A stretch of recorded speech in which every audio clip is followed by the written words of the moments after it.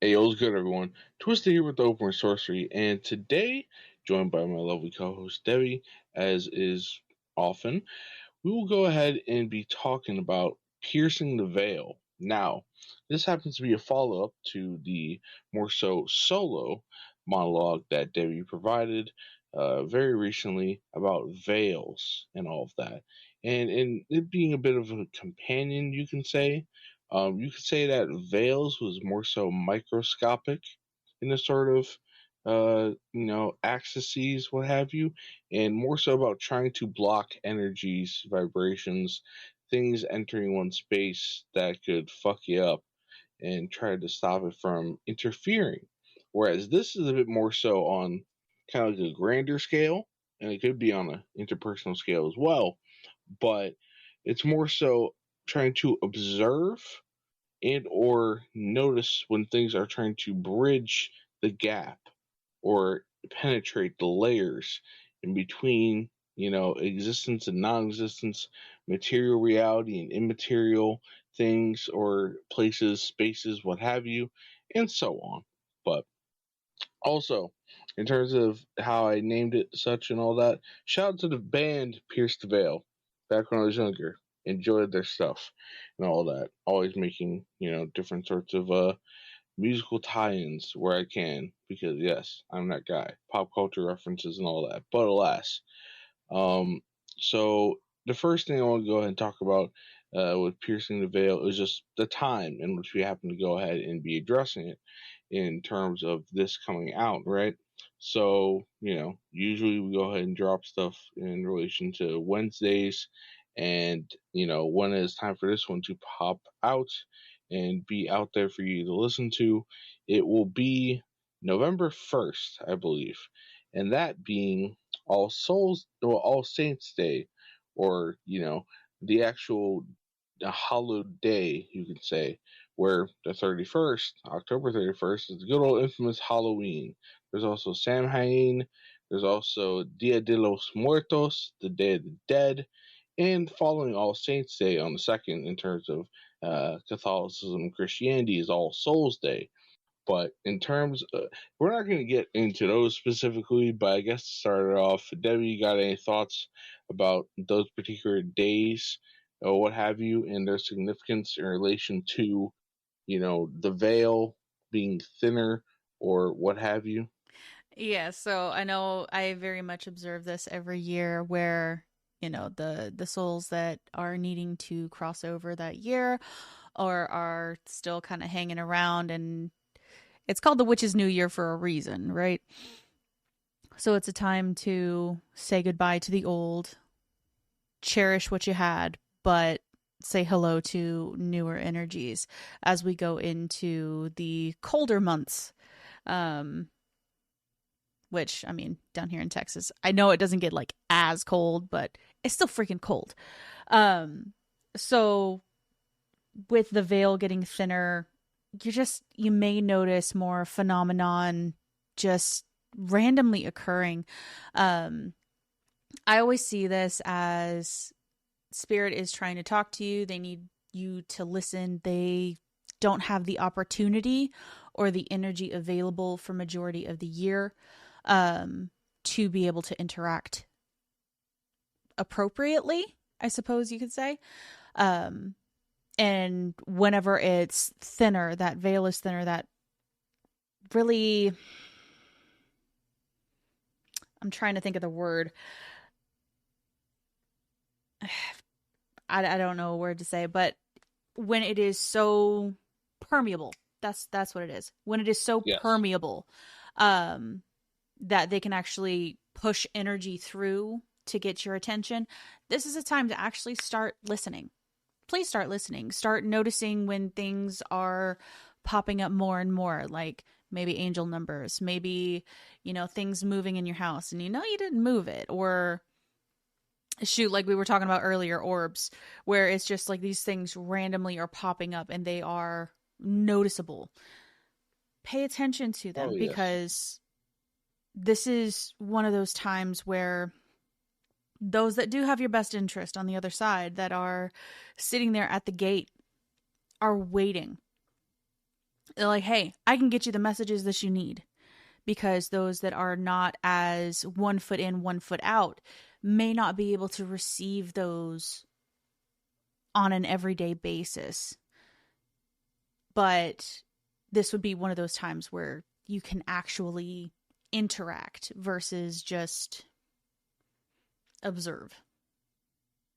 Oh yes, and in terms of this particular, series of days that of say which is New Year, so Halloween, Samhain, All Saints and All Souls Day, Dia de los Muertos, Day of the Dead, like this particular time period, like there was also recently a few days prior to Halloween, November 1st this year, the lunar eclipse with the full moon in Taurus and all that Yes. sort of thing. And of course, energies run high when it comes to eclipses and all of that. So, that just going ahead in terms of veil being thinner and what have you, that is being a little bit more extra spice on the dish and Yes. all of that. Yes, a little bit we're more potency. we're getting some Um, Carolina Reapers up in here at this point. oh yes, yes, most definitely, yes, most definitely.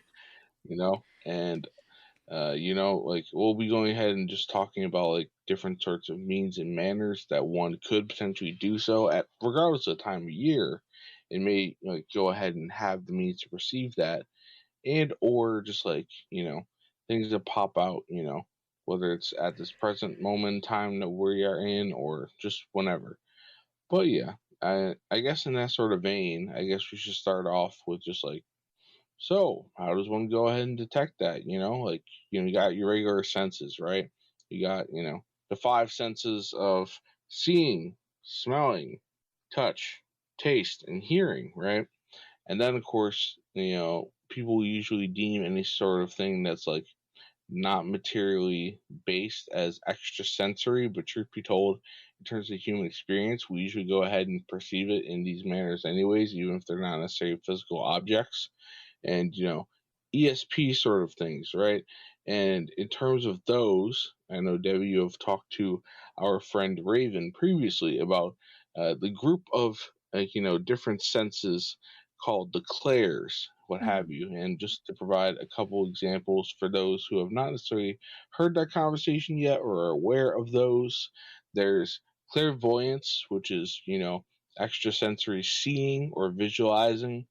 There's clairaudience, which is like being able to hear things that are not necessarily rooted in materially observable sources or what have you. Um, there's clairgustance, which is that smelling or tasting? Claire In Claire terms of, Gustance is smelling. Yes. okay, yes, No, so that one, extrasensory oh smelling, gosh, yes, that one always made me laugh as a kid, because there would just be yes. random points where I'm in the car. Nobody else can smell it, but I swear to God, just a fart just directly in my face, and I always called it the ghost farts. I swear to God. It just every time I'm just like, oh, there's another one. It's a freaking ghost fart in my face, and everybody's like, I don't Oh smell yeah. anything. I'm just like, you lucky bastards.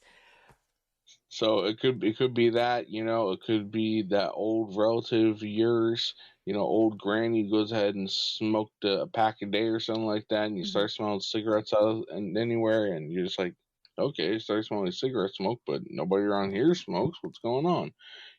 Or just something like that that seems a bit uncanny, and kind of doesn't make any logical sort of sense any other way, what have you. But those are just a few examples of clairsenses. By all Hmm. means, go ahead and continue on if you want to speak a bit more so on those particularly No, I mean, in terms of if piercing the veil. in terms of piercing the veil, think of it this way: those that are on the other side, the spirits, the entities, the deities, whatever you want to call them, right?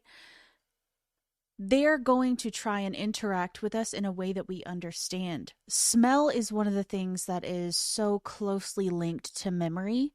So, whenever you have a loved one that is passed, I know during my first pregnancy, You mentioned the cigarettes, but there is a very particular smell and a very particular brand of cigarettes.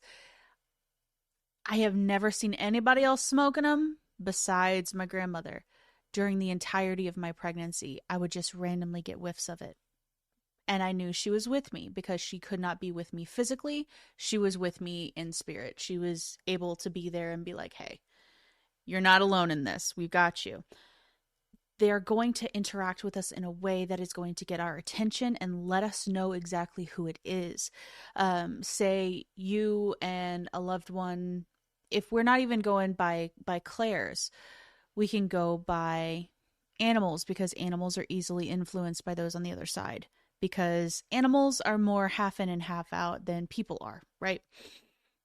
Yes. Say there is this particular bird that just appears out of nowhere whenever you're going through something, but say your grandfather was a bird watcher or they just had a particular affinity towards some kind of a bird or a cat or something like that, right?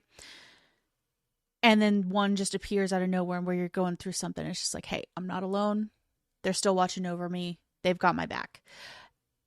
Those are some of the more telling signs. And I know to others, it may seem coincidental. It may seem like something that is so small and so easy to replicate. But in those moments to that person, when it clicks, there is no other explanation. There is no other thing. And you just know. There is an innate knowing within the person that, yes, I know exactly who or what sent this for me. Oh, yes, yes. And with that, having these interpersonal experiences that one could have, and just like, these general sorts of, like, however you want to say that by whomever is listening's, like, their own assessment, right? Of like how in tune they are, whether they hear things, that are like a bit like, where'd that come from? A bit uncanny, or, they see things or whatever the case may be, right?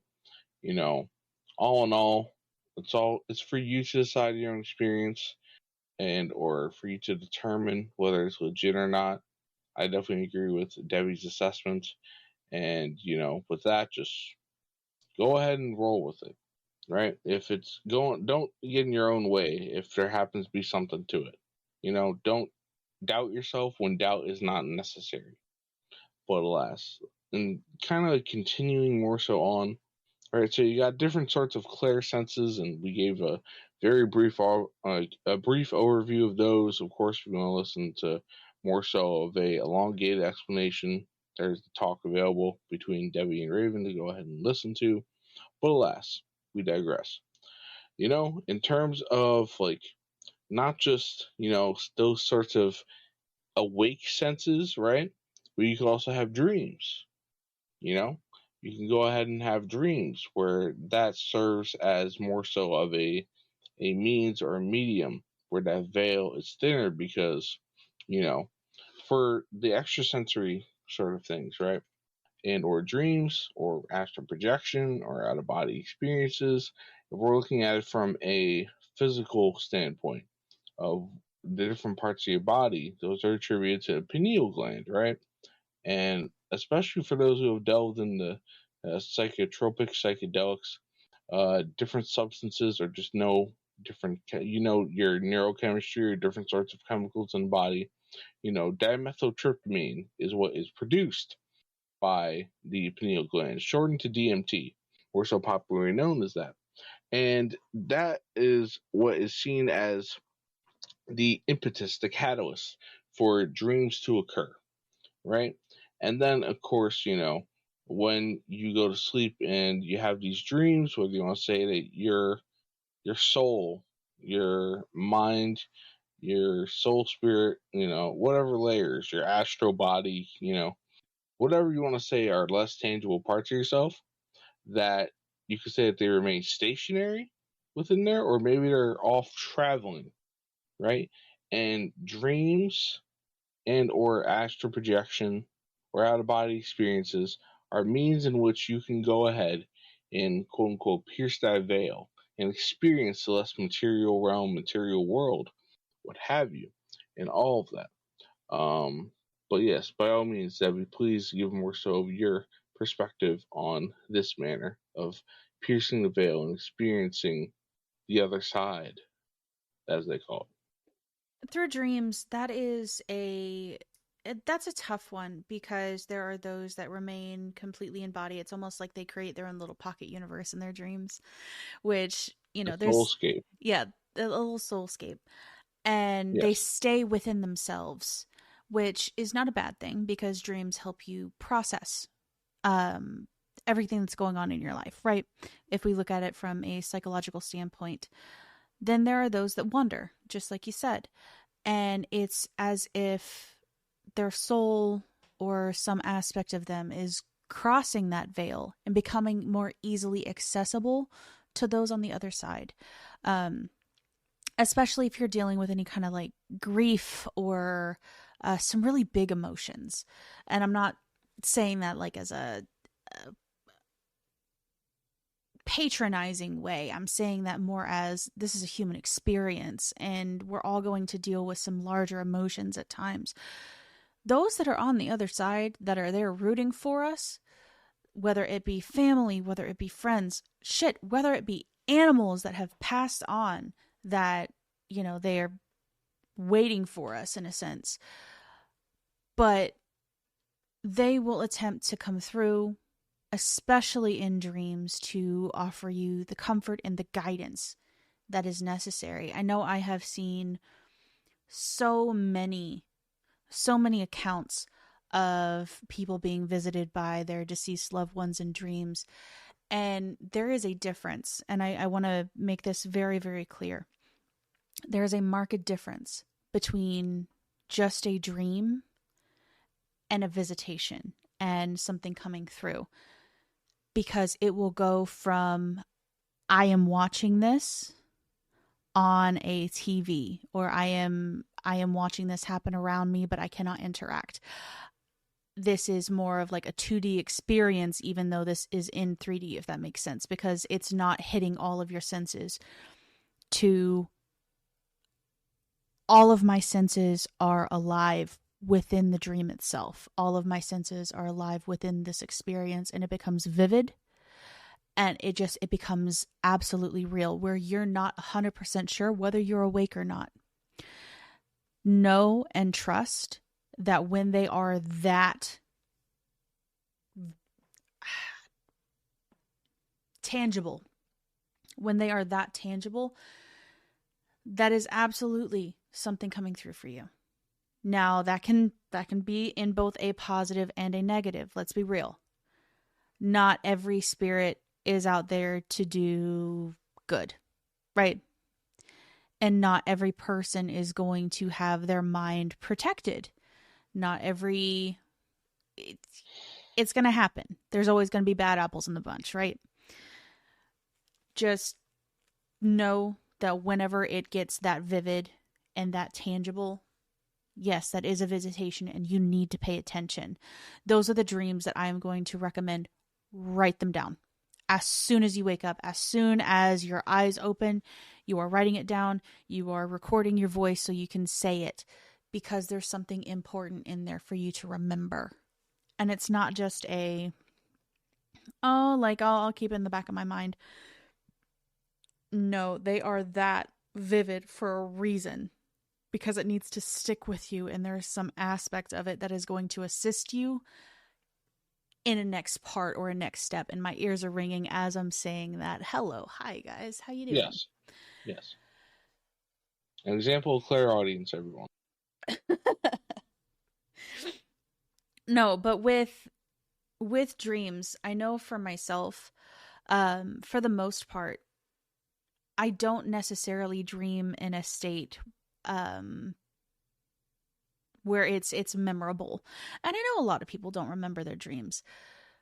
But when I do dream, and they are majority of the time when I do remember a dream, it is vivid like that, where I can taste, I can smell, I can see, I can hear, I can feel every part of it feels absolutely real, as if I'm reaching out and touching something right in front of me now. And I know I'm going to receive messages in those about either things that are to come or something that I just need to know for the moment. So pay attention to those. And I believe that's really one of those everyday miracle type things, because we have such a prominent connection with the other side through our dreams. We really do. But most people ignore them because we've been told that, magic isn't real, spirits aren't real, ghosts aren't real, and, there's nothing on the other side, and we're just going to take an eternal dirt nap and nothing matters. Or on the flip side, that ghosts are demons and we don't interact with that because that's witchcraft and you're going to go to hell. So You go to hell. You go to hell and you die. You go to hell and you die. No, it's neither one of those things. This is part of life. Life and death go hand in hand because energy can neither be created nor destroyed. It is just transformed. And Yes. Energy will find a way to interact with what it needs to. Oh, yes. And when speaking about, for you talking about dreams and how you experience them, I'll say a couple things. One, I'll say in contrast, I'm very much more so that I know that I dream every single night, and I experience that dream in dreamland.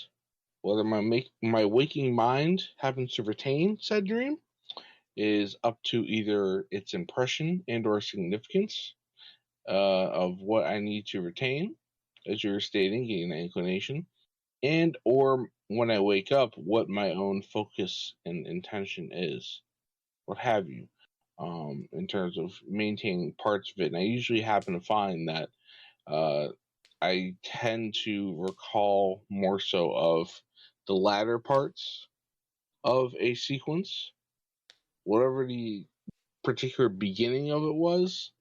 I don't necessarily go ahead and recall most times. More so, get into the meat and potatoes of it. More so, interesting, juicy parts. Not necessarily the beginning, the revving up of it. If we want to think about like a movie, Mm-hmm.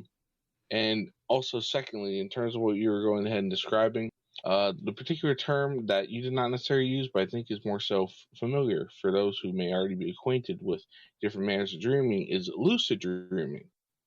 And going ahead and having that visceral, vivid experience, what have you, of what you said, like the different sorts of senses of, smelling, tasting, hearing, all of that. And when you're going ahead and dream world and it not being as discernible and or more so within your control, perhaps, depending on, a person's level of. So another technical difficulty that we had to go through. So for whatever reason, my internet is being shoddy and or we're getting technical interference.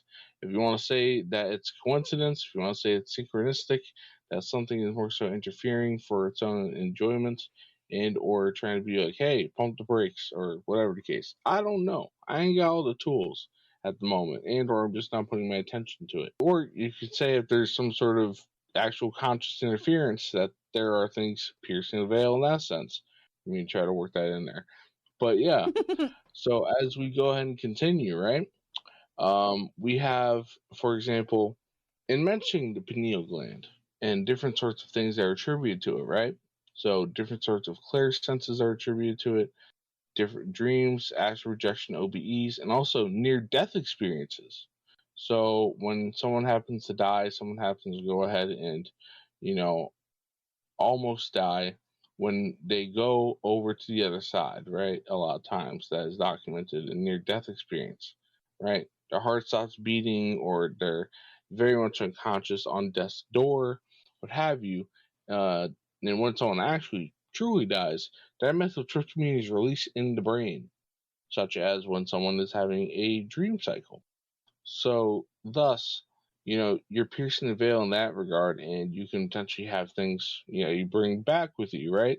So, there's a lot of stories out there in terms of personal accounts. Maybe you listen to it on YouTube. You see it on a show like the Montel Williams show, um, where you'd have the psychic Sylvia Brown back in the day on Wednesdays going ahead and doing her thing as a psychic medium, not just with her own sort of clairvoyance or clairsenses, but also going ahead and reiterating like near death experiences and all of that, or whatever the case may be. But having those accounts of the other side, and saying like, oh yeah, I went to hell and I saw hell, or I went and I saw heaven, and all of these sorts of things, right, with near death experiences. And that being another means of piercing the veil. And what about near death experiences, say you, Debbie? I think near death experiences, that is complicated, um, because there is a lot of fear that is going on in the body. And I think a lot of people are seeing what their beliefs have brought them up to believe what is on the other side, in a sense. Think of it as like there is a green screen behind the spirits, where the spirits, yeah, they can talk to you, but the scenery is going to be shaded by the beliefs that you had in your life, in a sense. Um, if that does that make sense? Oh yes, most definitely, yes.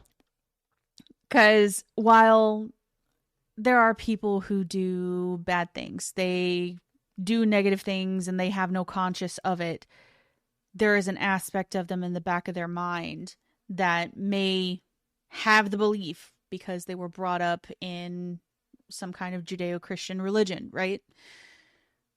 Where they believe, oh, you do these bad things, you go to hell. And then they have that near death experience and they go talk to maybe grandma, or they go talk to great uncle or somebody of that nature. And they see hell. And these spirits are sitting there going, this is what you believe that you deserve? Okay. Okay, we'll work with it. We'll absolutely work with it, because we only have a short amount of time to teach you as much as you need to learn. So Yes. I see that one as a little bit more complicated, because while I understand it from a medical standpoint, I also understand it from a spiritual standpoint of there is so much going on in those moments where the spirit is departing from the body. And as much as medicine wants to be like, oh no, it's just the DMT releasing in your brain, and it's just like a movie reel of your life because it's a dream. And it's just like they don't take into account the spiritual experience of being a human overall. Um, Yes. which I understand, because most of that goes by scientific method. And unfortunately, spirituality can't follow the scientific method because it's going to depend on the person. But then again, a lot of medicine is also going to depend on the person. So that's another track for another day. But Oh yes, yes. near death All experiences, I do believe they are allowing more profound messages to come through from spirit, so that you can either turn your life around and do what you need to be doing, or keep following the path that you already were, so that doubt is gone. oh yes. And as far as I am aware, there is more so of a concentrated dose of DMT that is released at an NDE than say a standard dream. So in that sort of sense, like it going ahead and, as you said, had the profoundness of it on average being more so higher than say just like a regular dream and all of that to make that biochemical correlation. Mm-hmm. Um, but yes, so near death experiences, those can go ahead and bring about piercing the veil and crossing over to the other side and back again in that sort of sense. But in terms of you know things that you can do as opposed to just the naturalistic sort of things, right, that you can say that you experience, and we've documented some examples. There are things that you can do to take a bit more so of a intaking approach, you know, to go ahead and induce a experience where you are piercing the veil, crossing the threshold, or allowing it to do so, vice versa. Mhm. First sort of grouping of things that comes to mind is like utilizing different frequencies, right? Whether it be solfeggio frequencies, binaural beats, mantras, which of course you and yourself can listen to and or generate yourself by going ahead and saying them, acts of meditation. You can go ahead and listen to shamanic drumming or live instrumentation. There's a variety of different things, but on that sort of vein, what do you got to say about that, Debbie? I would say yes, you can induce that in any of them. But here is the advice that I'm going to give, and I had to give this advice to my children, because welcome to a family of mediums. Ta-da! Whenever you are inviting something, instead of inviting it into the space, create a office in a sense where there is a door in the veil. There, think of it literally as a door. You got a door on your side and you got a door on their side, and y'all can meet in the middle. They can't come over to your side, you can't go over to theirs. It's meeting in the middle, it's getting the information that you need, it's talking and isolating it out so that you're not so overwhelmed. But once you say goodbye, they're gone. Meditation, I believe, is the best way to get to it, but meditation is more encompassing of the rest of them, because you can meditate with chanting, you can meditate with any of the frequencies or binaural beats or any of that. That is an enhancement process to allow your mind to relax into the meditative state, to allow you to go between. But I really, really recommend creating that safer space, especially when you're first trying it out. And I know that sounds like, I don't know, maybe like you're robbing yourself of experiences, but we don't want to invite things into our physical space or our mental space. We can create a little, I don't want to say entrapment, but like a little peace zone, so that you know exactly what you're bringing in. And you can always bring like guardians, guides, deities in with you as a protective measure. Um, like I always have my kids bring in their spirit guides with them. That way, if something's not going right and they don't feel safe, they're just like, please make this thing leave. And their spirit guides absolutely do that every single time. Oh, yes, yes. That is, I will agree with you in that suggestion. That is our proposed and suggested approach. However, there are definitely people who will go ahead and not necessarily listen. And with that, do what you will and all that. Uh, and enjoy whatever experience you happen to have, whether it is actually for benefit or for detriment, you know. But alas, right?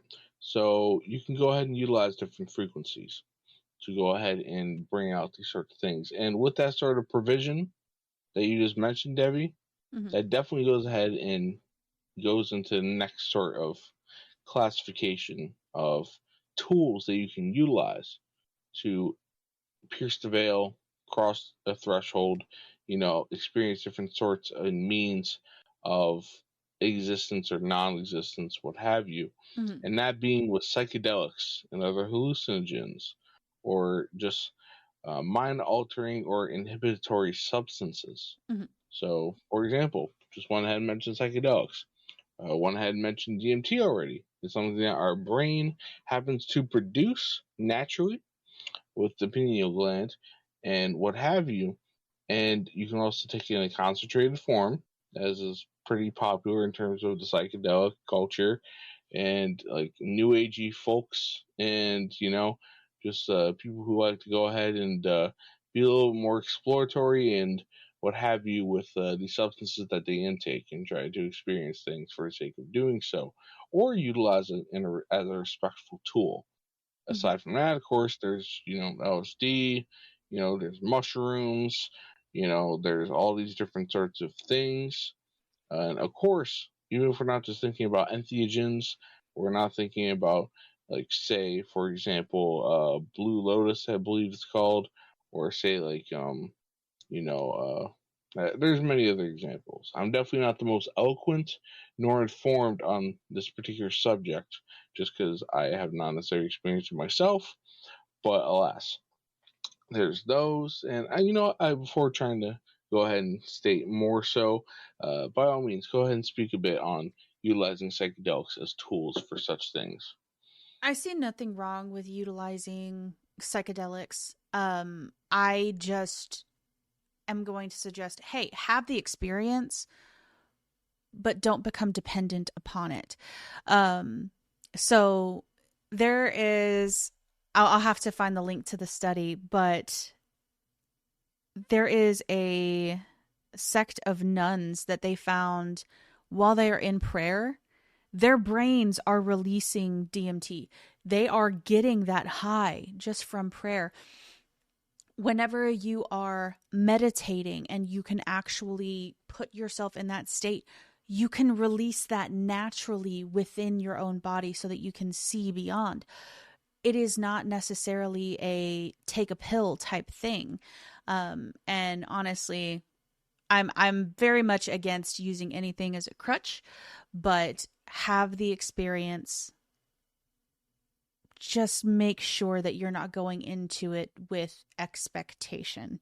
I have heard so many negative stories about people that go into it with an expectation, and then the chemical or the drug, like especially mushrooms, like I'm gonna put it like the goddess of the mushroom, the goddess of that particular thing. She sits there as like, you got expectations of me? Fuck you. Watch this. And Yeah, all of a sudden your walls are breathing and the paranoia is ramped up to 1,000. So if that is the route that you're going to take and that you want to take to open yourself up to those experiences, sure, do that. Cautiously. Cautiously. Um not suggested by me, but that is, I guess I'm more of a psychedelic prude in that response. oh yes, yes. And in relation to all of that, right, like, you know, of course, in terms of other sorts of substances, whether it be DMT or shrooms or LSD or Ayahuasca. ayahuasca or yeah or anything related, right? Um, I would say that if anyone is curious who has not necessarily gone ahead and taken it and kind of just wants to get like a general like story and or informational based sort of like recalling of one's experience before you potentially try it yourself, what have you. There is a website called erowid.org, EROWID.org. I'll put a link in the description. And that having a large amount of trip reports, not only just from psychedelics itself, but from other substances as well. A couple which more so we'll go ahead and talk about in a moment, but also in terms of books, one particular book that a mutual friend of Devi's and I's, who I'm not going to state their name simply because they have not given express permission and or been featured on here previously, they went ahead and recommended a book for myself and others to read in a group setting, and we went ahead and did so, and I found it pretty damn good. And that was Breaking Open the Head, a psychedelic journey into the heart of contemporary shamanism, and the author is Daniel Pinchbeck. So I definitely go ahead and recommend reading that book if you're interested in following one person's own experiences. through psychedelics and giving like a good overview, and you can use that as a branching off point into that field of study if you feel like you want to pierce the veil, cross the threshold, or go out and seek out that sort of experience, or if it calls to you. um, but yes, so there's that right there. Now, in terms of other substances that one could go ahead and utilize, not necessarily particular psychedelics, there is, alcohol, for example, right? And you go ahead and imbibing that. Recently as well, I know I went ahead and spoke about alcohol and, the root word of it being alcohol, being body eating spirit. And of course, for that singularly, you can go ahead and listen to that particular piece, but that being another potential tool and or means if used responsibly with intention and what have you. Now, I know that that was more so a monologue of mine, Debbie, so by all means, go ahead and speak about alcohol in regards to crossing the threshold and piercing the veil. So, I mean, I'll bring up personal anecdote. Um, while I am extrasensory, um, in terms of like astral projection or things like that, I feel very body bound for the most part. So I have experimented with alcohol in that it kind of gives you the disjointed, floaty feeling so that you can more easily access. But ah, there's something in alcohol that I don't trust. It's almost like one of those friends that you're like a it's like, oh yeah, they're an acquaintance, but something about them just like makes you cringe or makes you kind of look at them a little sideways, like I'm not going to trust you with my wallet or my purse. Um so use at your own discretion. Make sure that you are around people that you trust. Um I have opinions.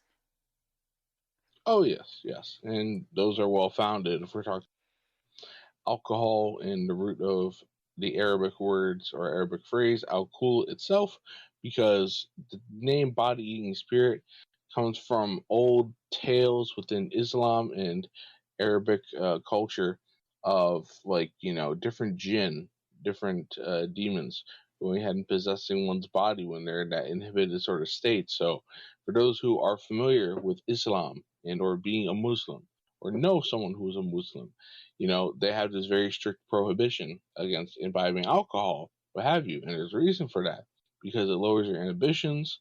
It goes ahead and you can say, uh, it makes you low vibe, man. You're going ahead and being a low vibe, man, to go ahead and put a new agey flavor on it. And, just it makes you more susceptible to possession or having things attach itself to you, especially when blackout drunk and being available to influences. And the thing about it is like it can be utilized as a tool for good, but most of the time a lot of people use it irresponsibly without particular intention and what have you, and then a lot of shit goes ahead and can get start leeching off of you and or just taking you for a joyride, you can say, and all of that sort of thing. So, in terms of that non-trusting factor that you have, Devi, in terms of whether it's for you or for those that you know, or just for general society, I would say it's pretty well founded. Very much so. I've never quite understood drinking culture, but that may be just, I don't know, maybe I'm a little too tight laced on that one. Not necessarily. Like, I would say that there are some people who may feel the need to be sociable and crack open themselves and become a little bit less inhibited because they're guarded, and whether you want to say they're introvert or just more so shy or whatever the case may be, like they're utilizing it for that, but of course, like always, everything in moderation, for one, and secondly, just having a responsible mindset when you're going ahead and intaking it will go a long way. And of course, for those who are more so into the magical and spiritual and occult and all that sort of shit, go ahead and call upon your entities, your angels, your gods, goddesses, your your family ancestors, all that sort of stuff, to be like, hey, look, either I want to interface with them, or you want to interface with them, or them standing a lookout. So you can go ahead and say that they are your assigned driver, or you can go ahead and The yes, DD. you know, yeah, exactly, yes, yes, designated driver, yep, and their designated driver and or they're gonna go ahead and be that sober friend that you need in that sort of sense, and setting that intention before you go ahead and drink, depending on whatever the situation may be. But yes, alcohol can potentially be utilized as a tool to pierce the veil or have things come across it. Ooh, excuse me, as well. And as not only that sort of concoction, that sort of mixture, right? But of course, how do we get alcohol? We go ahead and wheat, barley, all these sorts of things are utilized to create alcohol, right? And that's sort of refinement process. And going ahead and talking about things that are grown, going into more so liquid form, there's, herbalism as a field of study in herbs and different sorts of things, and potentially creating potions, right? Mhm. And all that sort of thing, which technically you kind of classify alcohol as potions as well. But, obviously, Debbie, you have gone ahead and more so done a monologue on the notion of potions itself, uh, you know, and, I'm speak on sorry, that you're in rhyming relation to over this. there. Yes, yes. It just came out that way. I Yes, did. No, with potions, yes, yes. That absolutely can be considered one to try and get you into a specific state. And of course, we have medicines that follow the same uh, path. Think of tinctures and things of that nature that use like 100 proof alcohol to get the benefits of the herbs into the body more easily absorbed. So yes, it can be utilized in that fashion. And of course, we have mulled wine and things of that nature that's used for celebrations. And the reason is the spices that you use to mull the wine, guess what? They're all prosperity based. So it's literally whenever you're doing the cheers, you're like, cheers to my wallet, you know. yes, without knowing it. Yeah. Yes. So, yes, you can go ahead and utilize potions. And if you want to learn more so about it, of course, the whole field of study is available. And if they want to hear you specifically talk about it, you've gone ahead and covered it. But, let us go ahead and move on. So, in terms of not just means and manners, and providing some examples of how one can go ahead and, by their own senses or extra perception, go ahead and do so, and or different tools that could be utilized for that, right? If you're trying to bring on that sort of experience and or be receptive or attentive when those experiences are happening, right? Well, what sort of things can you go ahead and notice coming through, right? You can have different sorts of spirit guides, whether it be angelic, demonic gods, goddesses, titans, elementals, fae, yada yada yada. I can think of all different sorts of titulages and all that sort of stuff, right?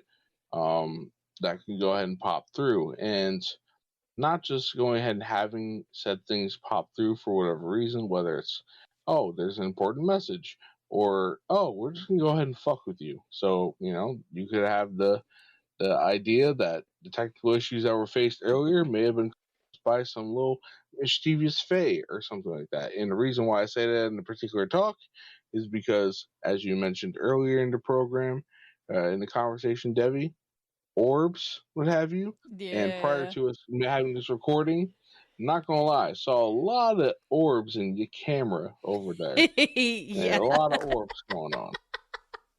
Yeah, that reminded me to fill the bird feeder. I need to go do that. Yes. There's lots of orbs and all that. And I take it that, if not just mere coincidence, if there's a maybe those Fae, which are known for being mischievous, were like, you know what, we'll go ahead and fuck with their conversation and all that sort of thing. For whatever purpose of just for fun and or like, oh, hey, yes, let's provide an example of such things. But alas, right? You could have different things come through. Whether they are more so in good spirit or they're not necessarily all too good for you, right? And all that. But not necessarily to harp on that too much, right? Of we all get the general idea of good things coming through or bad things coming through or what have you, but more so of documentation of this, right? Like, so as we just mentioned, right, we observe orbs and different sort of strange visual phenomena that did not necessarily make any other sort of sense coming through on your camera, right? Yeah, But and I just saw a yeah. spirit, like a shadow figure out the corner of my eye. It's just that made me jump out of Oh my yes. goddamn skin. That's not Oh funny. yes. Yes. That's not Yes. funny. That was a Timing. dick move. That Interesting. was a Interesting dick move. timing. Oh yes. I'm gonna name that But one in terms, Tyrone. I swear to God, I'm gonna name that one Tyrone. go for it. But yes, all in all, in that sort of thing, there's plenty of videos out there nowadays, right? Of different sorts of documentation. Now we can think about historically, right? Different accounts written in texts and so on and so forth. A lot of different stories that are attached to religions or, you know, just through word of mouth or what have you. But in terms of actual video, you can visually see and or hear, you know. Um, there's different ones out there. I know recently, you had shown me a few, and by all means, go ahead and share those with folks of things they could look up and or just your view on documentation of these sorts of phenomena. Oh gosh, you sprung that one on me. If I'd known that we were gonna talk about that in particular, I would have pulled up some videos. Um, no, but honestly, just put it on YouTube.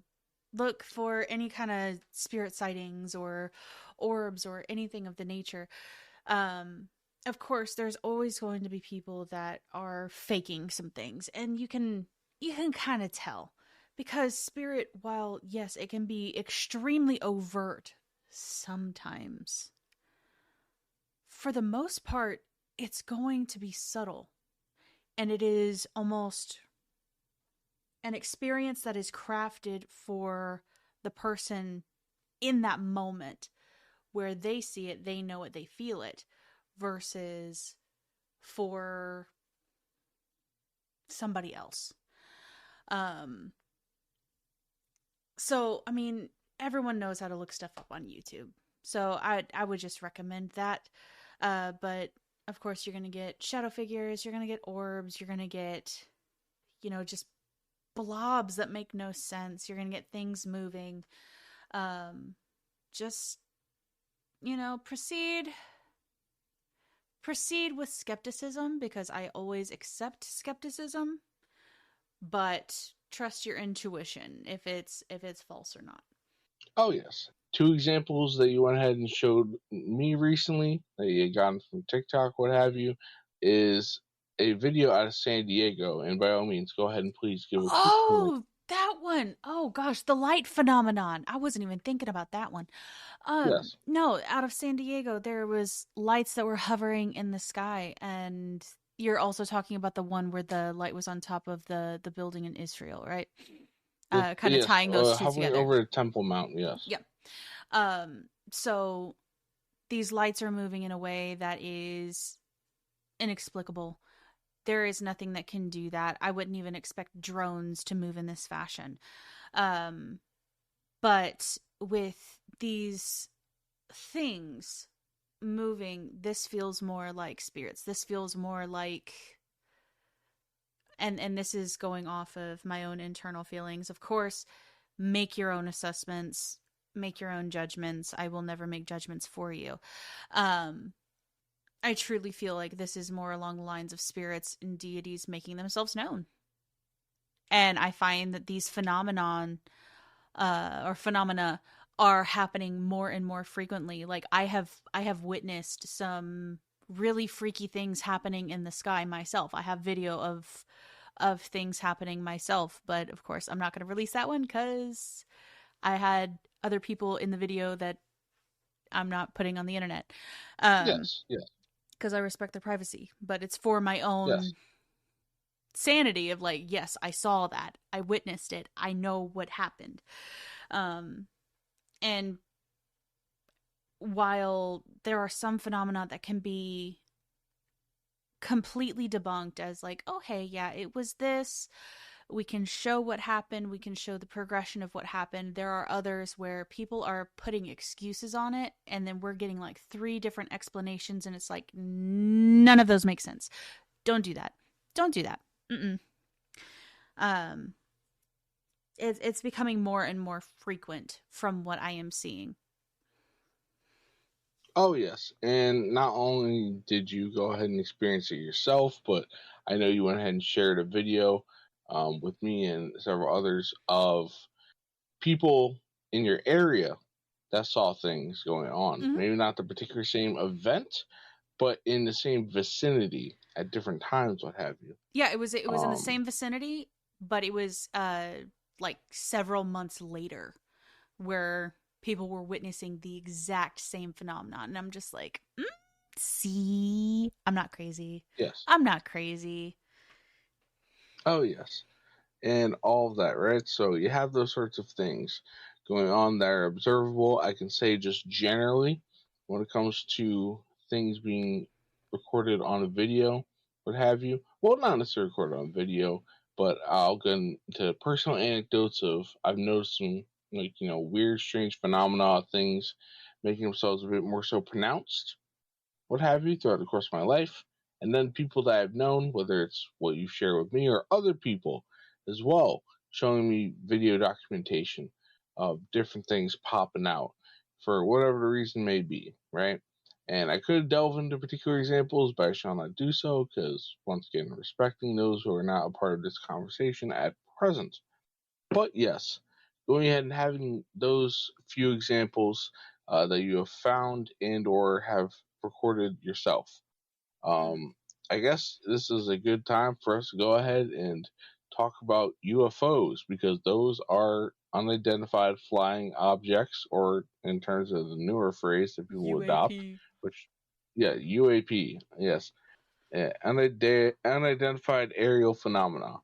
But yes, so, all in all, right? UFOs. This would classify as UFOs, and usually when you think of that, you think of little spaceships with nice old green or gray skinned aliens that are going to go ahead and fly up in the sky, and the next thing you know, they're going to come down and land on the White House lawn and be like, "Take us to your leader," or "We come in peace," or something like that. Yeah, Or no. you think, "Oh, it's the damn reptilians, I tell you," and all that sort of thing. If you go ahead and have listened to David Icke's works quite a bit often, which that's quite a bit of a nuanced discussion to have in relation to him, because not as if he was wrong about that in a sense, but it's more so of an archetypal sort of thing Mm-hmm. uh, to go ahead and be discussed and understood of the reptilian archetype. But I digress in terms of that, and just more so phenomena of UFOs, UAP, and those being examples, you could say, of piercing the veil, crossing the threshold, whether you want to say it's biological life forms that are shifting in or out of different dimensions, and or you want to say they're spirits, less tangible entities, or whatever sort of example that a person may in fact have in all of that. But please, by all means, Debbie, fire away when it comes to that. No, with UFOs, and there is, I'm sure y'all remember the movie The Fourth Kind. And I have never, let me rephrase this. There has never been a movie that hit me to where I was actually terrified as an adult. That one hit me so raw, so viscerally, so real that something in me was just like, you know what this is. This is less along the lines of little gray men and whatnot. This is more along the lines of the aliens that we know, or the aliens that we suspect. Those are the gods. They are one and the same. Um, and I know that sounds weird, right? That sounds really, Not really necessarily. weird. Not But necessarily. I fully believe that there is more along the lines of these beings that we don't quite understand. I don't believe that they're necessarily like alien life forms. I believe they are more along the lines of spirits that are passing through either one or many veils to get down to physicality. Um, but that one terrified me. I'm not gonna lie. Like I can never watch that one ever again. Oh yes, yes. Nope. And there's plenty of different. Oh, go ahead. No, you're good. Okay, yeah. There's plenty of different films out there that go ahead and document that sort of thing, whether it's once again the little green or gray men, what have you, or the dang Martians, or um, things that are a little bit more so, I guess, uh, not as stereotypical and or kind of like getting into that zone that you were going ahead and talking about, where it's like a little bit hitting it on the nose more so, at least Mm-hmm. from what you particularly found with that film. And yes, but the fourth kind you say is a particular one that you went ahead and mentioned as yes.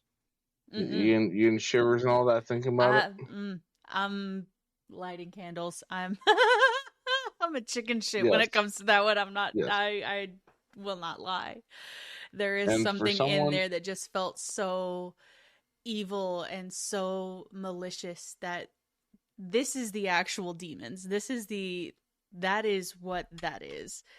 It is not necessarily like freaking little gray men in a little spacesuit that technically you could fight because it's a physical being. They are not physical beings. I don't know what the fuck it is necessarily. That is not a physical being. No. no, not at all. No. Okay. Ugh. Not at all. I shall take your word for it.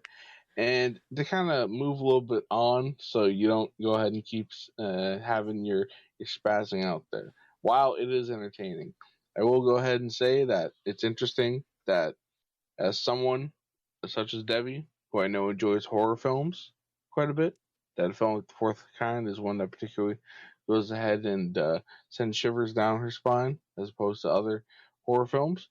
But not only that, but you know, uh, I guess one thing I can go ahead and mention that we've covered before in more so expanded manner, and you can go ahead and check out yourself and as a listener, is talking about sigils and symbols and the notion of hyper sigils and films interfacing with serving as a gateway, right?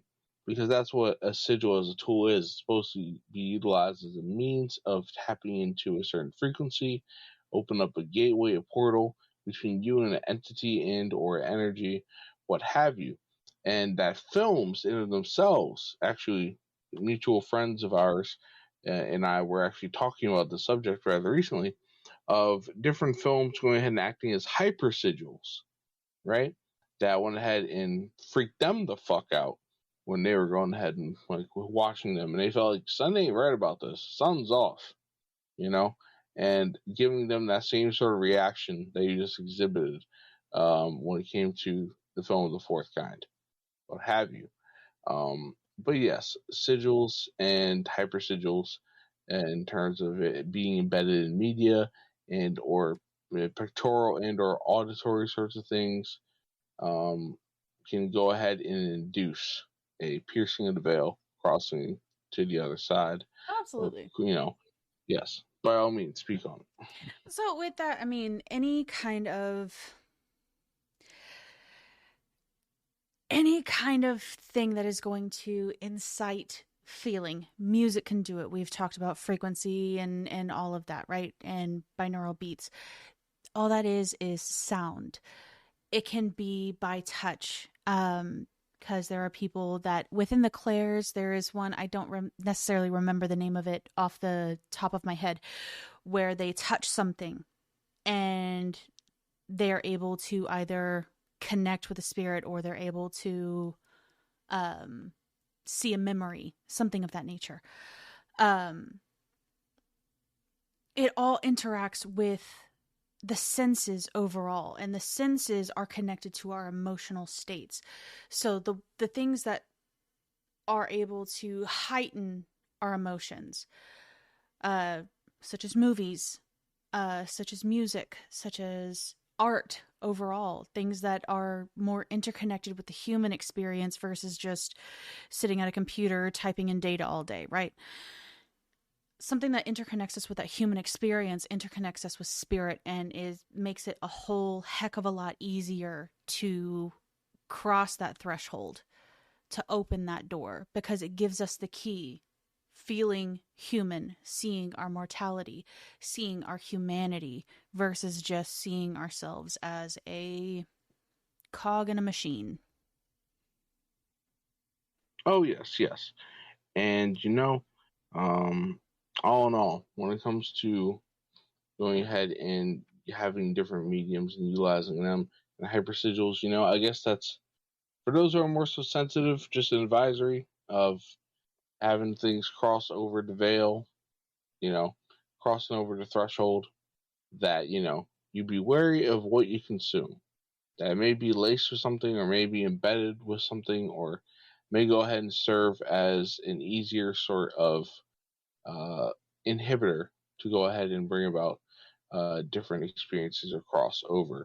That reminds me, just like I know that, not necessarily in it being watched, but there was one moment where I had a film on in the background, and it was a particular scene from one of the newer X-Men films, the Bryan Singer set of X-Men films. I believe it wasn't X-Men Apocalypse. It was X-Men Dark Phoenix, or I forget which one, but it's the Oh one. yeah. Yes, yes, I forget exactly what the particular title is. But alas, there was a particular scene in it, and it went ahead and made Devi here have a vision, and all that. That was then, I was like, oh, okay, you're having something go on. I documented it and typed it down for later review and or contemplation.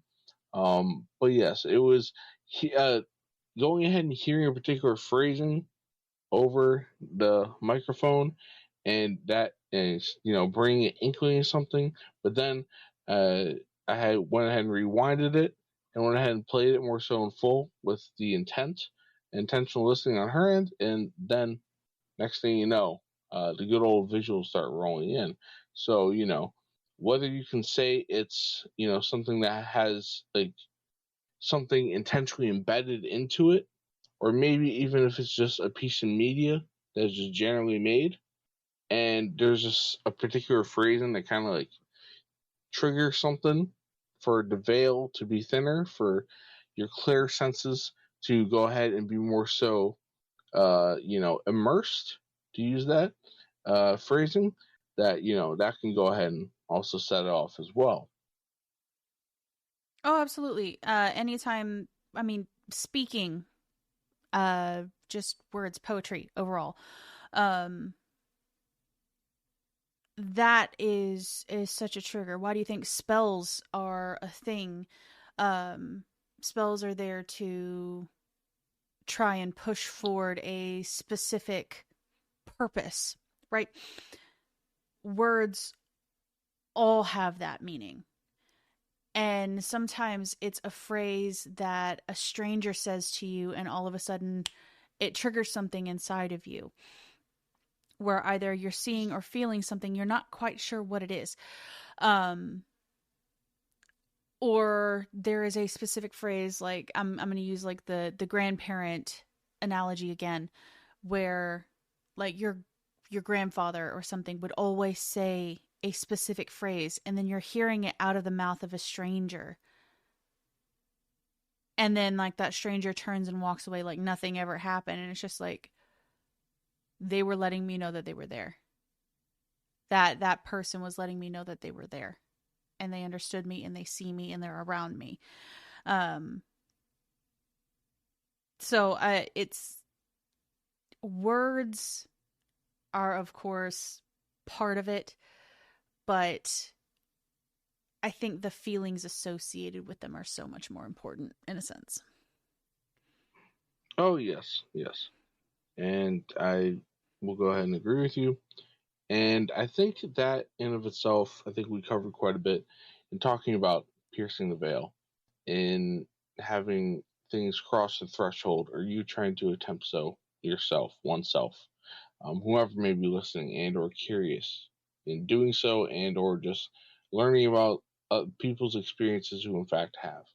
By whatever tools or means they happen to do so, and or just their natural affinities that all of us have access to, some more so naturally than others, but through hard work and dedication, you can pull it off if you so are inclined to and have that determination and perseverance. Um, any particular thoughts in relation to piercing the veil or crossing the threshold Mm, generally any longer? no, I think we covered everything. We can talk about how to do it inside of magic, like the assistants, at another time. Um, Yes.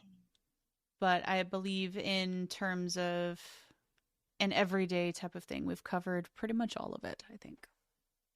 Oh, yes. And I will go ahead and just have two more addendums to go Hmm. ahead and say. The first one, not in talking about the inspiration of the name of this particular conversation. Once again, shout out to the band Pierce the Veil. Enjoy. Hey, listen, I enjoy their music. I definitely enjoyed their music quite a bit more so when I was younger.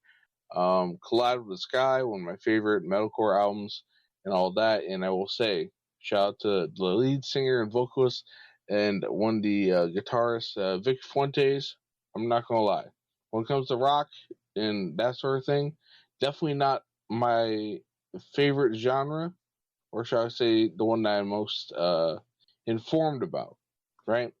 Because I would say it's probably primarily hip hop, rap, all that sort of thing. But I will say he's definitely one of the better songwriters, if not one of my top songwriters that I've come across when listening to different bands and all that. So, yes, just a general shout out for those who have not necessarily listened to said band before. And also, in terms of the rather frequent interruptions of communication and all that sort of thing, um, that in of itself not necessarily happening in the way it did. Now, granted, obviously interconnect connections can be a bit shoddy at times, and we all know that can't always be continually good and going at whatever speeds and rates that's supposed to be that we're all paying for with our own dimes. But I will say this: uh, the only time that I've really observed that happening when going ahead and having group conversations and all of that previously is during Mercury retrograde. And as far as the calendar goes, we are not in a Mercury retrograde time at time of recording and or release. So take that as you will, if there's any significance to it or not, for those who are astrologically knowledgeable. But with that having been said, let's go ahead and close it out. And this has been Twisted and Devi. yes. And yes, hopefully you found that informative and enjoyable and all that sort of thing. So stay frosty, y'all. Peace.